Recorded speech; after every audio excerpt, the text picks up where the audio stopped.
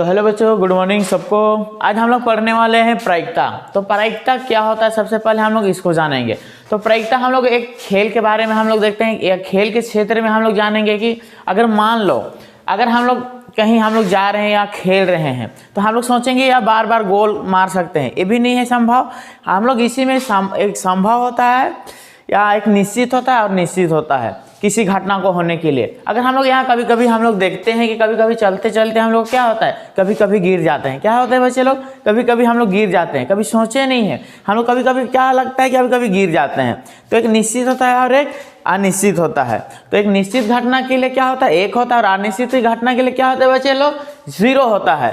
तो हम लोग प्रायिकता में हम लोग देखेंगे पासा के पहले। तो पासा क्या है ना बच्चे लोग। तो एक क्वेश्चन दिया है कि एक पस्से को एक बार फेंका जाता है। क्या क्वेश्चन है, एक पस्से को एक बार फेंका जाता है तो 4 से कम संख्या पाने की प्रायिकता ज्ञात करें। तो 4 से कम संख्या क्या है, यानी कि हम लोग बोल सकते हैं पासा की कुल संख्या कितनी है। तो पासा की कुल संख्या कितनी है बच्चे लोग, कितनी है, 6 है। 1 2 3 4 5 6 होता है। कितना होता है, 6 होता है। तो हम लोग यहाँ पासा की कुल संख्या कितनी होती है, 6 होती है, जिसमें से सम संख्या, अगर हम लोग बात करें पासा की बात करें तो सम संख्या कितनी होती है बच्चे लोग, 3 होती है। 2 हो 4 और 6, और विषम संख्या भी 3 ही होगा। आए ना समझ में कि विषम संख्या भी कितनी होगी, 3 होगी। 1 3 और 5, एक सम संख्या और विषम संख्या 3 ही और 3 ही होती है ना बच्चे लोग। तो हम लोग अगर क्वेश्चन क्या पूछा है, 4 से कम संख्या पाने की प्रायिकता ज्ञात करें, तो हम लोग पासा की कुल संख्या कितनी होती है बच्चे लोग। तो हम लोग पासा की कुल संख्या, यानी कि पासा में कुल संख्या कितना है, तो हम लोग को प्रायिकता निकालने का फॉर्मूला क्या है, अनुकूल परिणामों की संख्या और कुल संभावित परिणामों की संख्या। यानी कि हम लोग कह सकते हैं कि कुल परिणामों की संख्या, तो यानी कि पासा की कुल संख्या कितने है बच्चे लोग, 6 है। 6 है ना। अगर हम लोग क्या पूछा क्वेश्चन, 4 से कम संख्या, 4 से छोटी संख्या, देखो इसमें 4 से छोटी संख्या, तो 4 से छोटी संख्या क्या क्या है, 4 से छोटी संख्या, छोटी संख्या क्या क्या है, 1 है, 2 है और 3 है। तो यहाँ कितनी संख्या हो गया, 3 संख्या, 1 2 3। तो अनुकूल में क्या है, 3 3 है क्या, 3 3 दूना 6। हम लोग का यही आंसर हो जाएगा बच्चे लोग। चलते हैं नेक्स्ट क्वेश्चन की ओर। क्वेश्चन है बच्चे, एक पस्से को फिर से पासा ही पूछा है। तो पासा को एक बार फेंका जाता है तो 5 से बड़ी संख्या क्या है। तो यानी कि पासा होता है हम लोग लीडो गोटी, यानी 5 से बड़ी संख्या क्या पूछा है, 5 से बड़ी संख्या पाने की प्रायिकता क्या है। तो फॉर्मूला क्या है बच्चे लोग, प्रायिकता अनुकूल परिणामों की संख्या बटे क्या होता है, कुल परिणामों की संख्या होता है। तो हम लोग को 5 से बड़ी संख्या क्या क्या है, 5 से बड़ी संख्या, अगर पासा की कुल संख्या कितनी होती है बच्चे लोग, 6 होती है। तो 5 से बड़ी संख्या क्या है, बस 6 है। तो एक ही ना संख्या हो जाएगा बच्चे लोग, कितना हो जाएगा, एक ही हो जाएगा, यानी कि 6 ही एक संख्या है। तो कुल संभव परिणामों की संख्या कितना है, यानी कि पासा की कुल संख्या कितना है, 6 है। और अनुकूल, यानी कि अनुकूल मतलब 5 से बड़ी संख्या क्या है, मतलब 6 ही है, बस मात्र 1 है। यही हम लोग का क्या हो जाएगा, आंसर हो जाएगा। उम्मीद है कि आप लोगों को पसंद आ रहा है। इसे चलते हैं नेक्स्ट क्वेश्चन की ओर। तो क्वेश्चन है बच्चे, एक सिक्के को एक बार उछाला जाता है तो जीत आने की प्रायिकता क्या हो सकता है। तो हम लोग देख रहे हैं एक सिक्का है, क्या है, मेरे पास एक सिक्का है, इसमें कुल कितनी संख्या है, बोलोगे क्या, 1 नहीं बच्चे, कितना है, 2 है। चीत और पॉट, यानी कि हेड और टेल कहते हैं, क्या कहते हैं, हेड और टेल कहते हैं। यानी कि सिक्के की कुल संख्या कितना हो जाएगा, 2 संख्या हो जाएगा। यानी कि सिक्के की कितनी संख्या, चीत और क्या हो जाएगा, पॉट हो जाएगा। यानी कि कुल संख्या कितना हो जाएगा, 2 हो जाएगा बच्चे लोग। तो चीत आने की प्रायिकता क्या है, यानी कि चीत आने की प्रायिकता क्या है, तो हम लोग की कुल संख्या, यानी कि सिक्के की कुल संख्या कितना हो जाएगा, 2 हो जाएगा। तो आने की जो संभावना है वो कितना है, 1 है।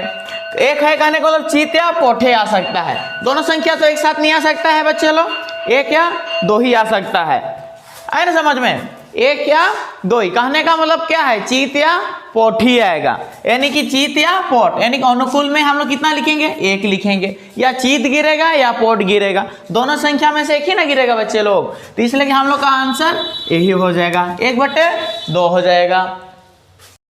क्वेश्चन है बच्चे लोग, एक बक्से में 3 नीले और 2 सफेद और 4 लाल कंचे हैं, तो यदि इस बक्से में से कंचा यदि छाया निकाला जाता है तो इसकी क्या प्रायिकता हो सकती है। मान लो कि इस बक्से में क्या है, इस बक्से में 3 नीले 2 सफेद और 4 लाल कंचे हैं। अगर हम लोग बिना देखे हुए हम लोग इसमें से एक कंचा निकालते हैं, हम लोग निकालते हैं तो इसमें से क्या निकलेगा, या लाल निकल सकेगा या सफेद निकलेगा। तो हम लोग बक्से में कुल कंचे की संख्या कितना हो जाएगा बच्चे लोग, 3 2 5 हो जाएगा, 5 और 4 कितना होता है 9, कितना 9, कंचे की संख्या कितना हो जाएगा 9 हो जाएगा।